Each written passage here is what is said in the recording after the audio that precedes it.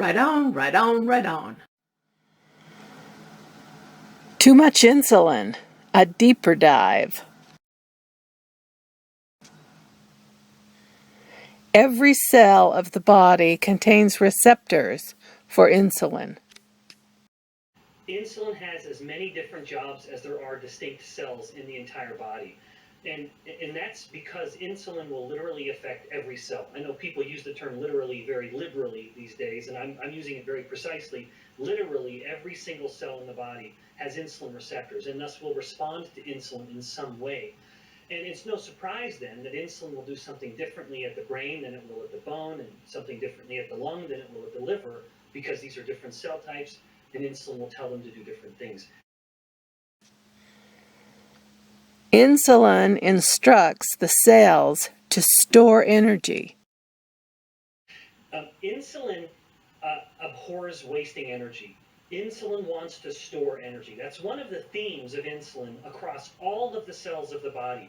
All of the cells that are responding to insulin, which is every one of them, what they have in common is that insulin, despite all the other differences of the different effects that insulin is eliciting on these cells, what they all have in common is that insulin is attempting to tell to tell the cell to store energy, to pull in nutrients and store them. Its most famous action is controlling glucose. But insulin's most famous action is one I alluded to earlier, which is to control glucose. Now, again, it's far from being insulin's only action, but it is its most famous. And some may argue it's most important, because if we eat a meal that is rich with carbohydrates, sugars and starches, our glucose levels will spike very rapidly. If they get too high and stay too high for too long, that is acutely lethal. We can literally die from that situation of this profound hyperglycemia because of what it's doing to our kidneys, where the kidneys simply start dumping all that glucose to get rid of it, and there's a lot of water that goes with it from our blood, and then our blood volume goes too low, and our blood pressure goes too low. And because we are a column of water, we need that pressure. Having pressure in the system, so to speak, is so essential because we have to pump it up to the brain, and so the brain is the most susceptible to this drop of blood volume, again, which is a result of the glucose. So glucose goes up, that's acutely lethal. Insulin comes in to save the day. So this is insulin acting in the role of the hero. And it pushes the glucose down, and then insulin, having done its job, goes back to the fortress of solitude and goes back to lower fasting levels. The tragedy in our current environment is that people are so constantly spiking their carbohydrates, they're loading carbohydrates in the body, that their blood glucose is spiking all the time. And they're doing it with the best of intentions, because after all, that's what we've been told to do. We've been told to eat a diet high in carbohydrates, and to eat, in some instances, we're told to eat 5 or 6 small little meals per day. We have breakfast, then we have a snack, then we have lunch, then a snack, dinner, then a snack. And because it takes insulin in a healthy person about 2 to 3 hours to go back down to normal, the person ends up spending every waking moment in a state of elevated insulin. And so that chronic elevation in insulin is now essentially become the villain. When insulin was working, it was the hero. It's not working, and now it's putting the body into this frank state of metabolic disarray, and stimulating insulin resistance in some cells, and then in others, it's just stimulating the cells to do too much of what insulin would have been telling it to do at a modest level before. It turns on and shuts off cell function, focusing on enabling anabolism and inhibiting catabolism. So insulin only wants to promote anabolism and inhibit catabolism. So it wants to promote the buildup and inhibit the breakdown. The production of ketones involves inherently a catabolic process. And that's because you can only make ketones from breaking down or catabolizing fats. So in the liver, when we are rapidly catabolizing fats, which happens when insulin is low, because again, if insulin's high, it doesn't want the liver to be burning anything. It wants the liver to store fat, and wants the liver to store glucose as glycogen. But when insulin comes down to fasting levels, now the liver and other cells of the body are disinhibited, and now they can start breaking down and mobilizing the energy that they've been storing. And both of these processes are good, of course. I never want anyone to think that I'm implying that insulin is a villain, and so anything insulin's trying to anabolize or to grow is bad. Not at all. We have to have this dynamic process, and that's essential to aging well.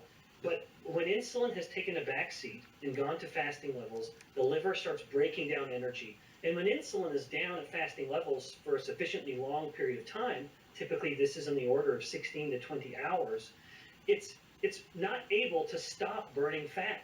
Now, I don't mean to suggest that in a negative tone. Essentially, the liver, in the absence of an insulin signal telling it to stop, just keeps burning fat almost more than the body needs the liver to be burning.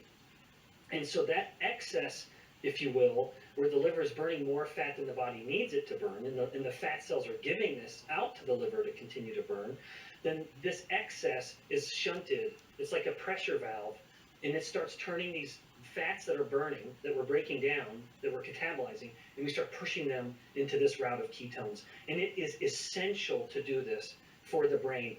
And this is a little bit more of the why. And people will often say ketones are muscle sparing. And and there's some justification for that. We published a paper finding that actually ketones do, in fact, make muscles a little tougher against noxious stimuli. It kind of defends the muscle in a way. But their more protective effect isn't the direct effect of the ketones on the muscle. It's that if you are burning fat to make ketones, you're allowing the brain to rely on this other energy source. You're allowing the brain to be using both glucose and ketones, which it does exceptionally well. Anyone who's fasted or done a low-carb diet, the moment ketones start going up, the brain immediately starts using them, even to the point where it's getting up to 75% of its energy from ketones. So the moment the ketones come online, which is to say in the blood, the brain starts gobbling them up very greedily. And in so doing, by shifting its reliance to ketones and away from glucose for a time, it's allowing the the proteins in our muscles to stay in our muscles. Because if we started running out of fat tissue, or alternatively, we have plenty of fat, but our insulin is spiking all the time, we are never making ketones. And so now if the brain needed a lot of glucose, which it does, it will start breaking down the proteins in muscle to convert those broken amino acids, those remnants of the protein, to convert them into glucose to ensure the brain is getting all the energy it needs, and it would be just coming from glucose. So in that sense, our ability to make ketones is an effort to allow the muscle to maintain its muscle protein.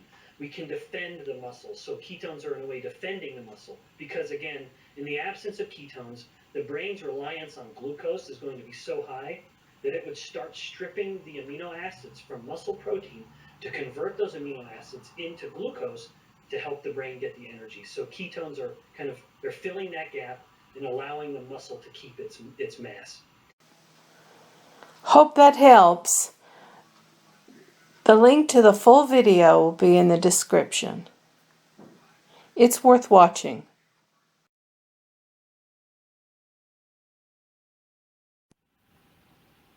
Hey, thanks for watching.